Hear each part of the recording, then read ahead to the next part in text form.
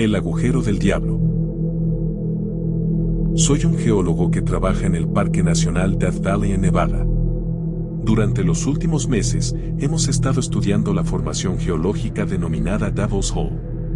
De todos modos, este lugar siempre me ha parecido algo desconcertante. Tenemos una vaga idea de cómo surgió y que lo lleva a hacer lo que hace, pero hay algo más. Algo apagado.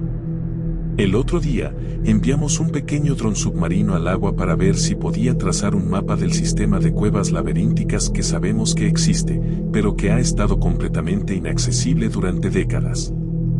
Además, queríamos saber hasta qué punto llega. El hecho de que un terremoto en China pueda provocar un aumento tan sustancial del agua en este lugar de Nevada nos hace pensar que es mucho más profundo que las estimaciones preliminares. El submarino empezó a mapear los primeros 15 metros. Fue difícil conseguir una buena señal, el contenido mineral del agua era realmente inhóspito para los sistemas que utilizamos y cómo se comunican entre sí, sin mencionar que el agua sobrecalentada cerca de los respiraderos geotérmicos una vez que llegas allí podría ser suficiente para desactivar el dron por completo.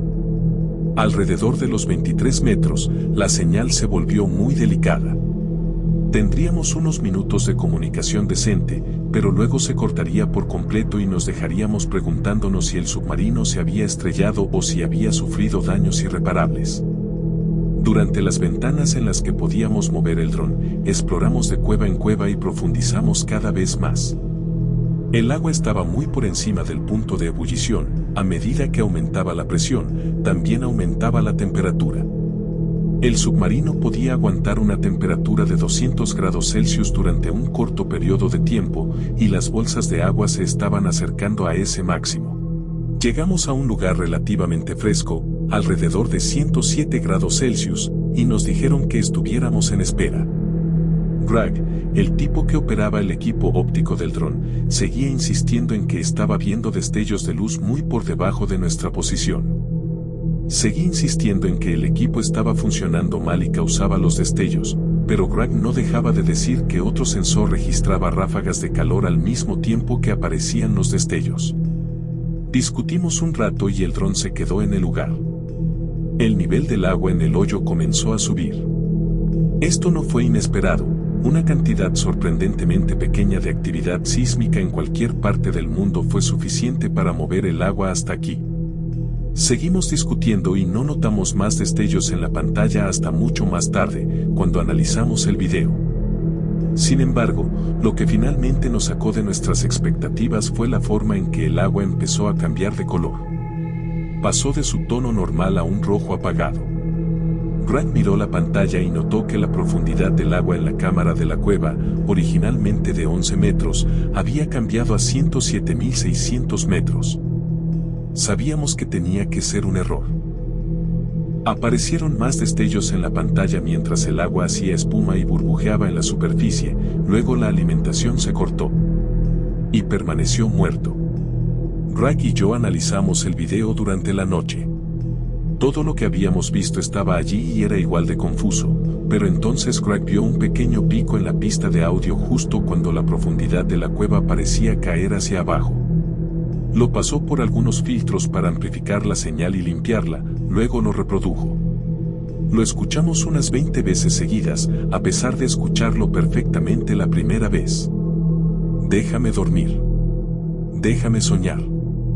Pronto me levantaré. En correspondencia con el aumento masivo de profundidad y la última palabra del mensaje, hubo un destello más en el cuadro final del video antes de que el dron se perdiera.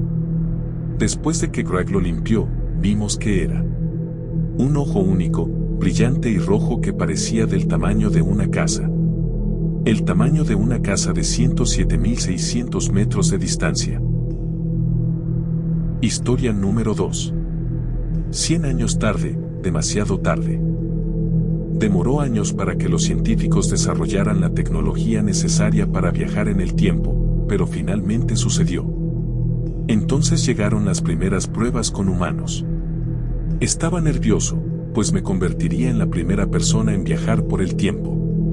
Tras despedirme de cada uno de mis amigos y sonreír para las cámaras, ingresé a la máquina del tiempo. Era una enorme cápsula gris abarrotada de cables y dispositivos, cada uno de los cuales tomó décadas de desarrollo. El objetivo de la misión era viajar exactamente 100 años en el futuro. Cerré los ojos mientras la compuerta se sellaba y la electricidad alimentaba cada parte del sistema. Cuando los abrí de nuevo, estaba en el mismísimo infierno. Una fina capa de ceniza lo cubría absolutamente todo en el futuro. En decenas de metros a la redonda no había más que cuerpos quemados y un insoportable olor a humo. Todo estaba en ruinas.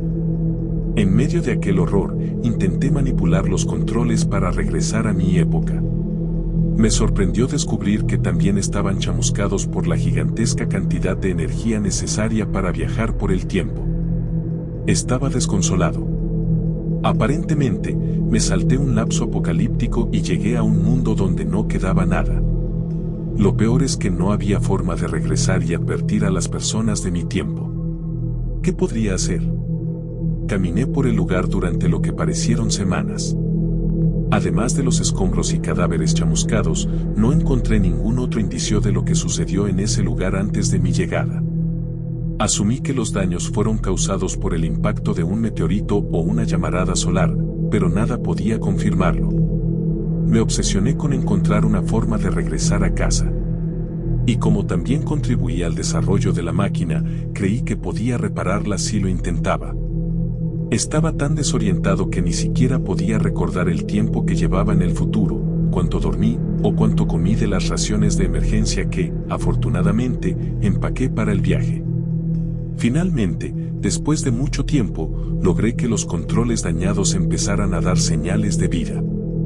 Tan pronto como empezaron a parpadear, entré de nuevo a la máquina del tiempo. Prácticamente jadeando y con las manos temblorosas, escribí en aquel tablero cubierto de hollín mi destino. 100 años en el pasado, más 30 minutos.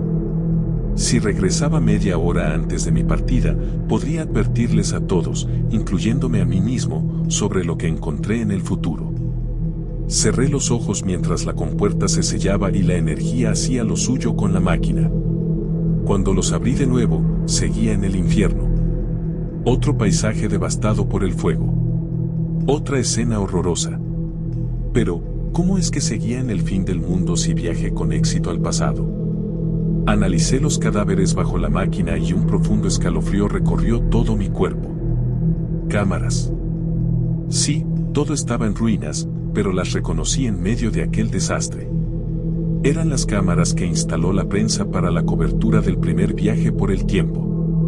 Dirigí mi atención a los controles en llamas de la máquina. Y entonces comprendí cuánta energía debía liberarse para hacer un salto de 100 años. La suficiente como para destruir un planeta. Al darme cuenta de que nunca podría volver a casa, incluso si lo intentaba, caí de rodillas y empecé a llorar. Porque yo era el fin del mundo.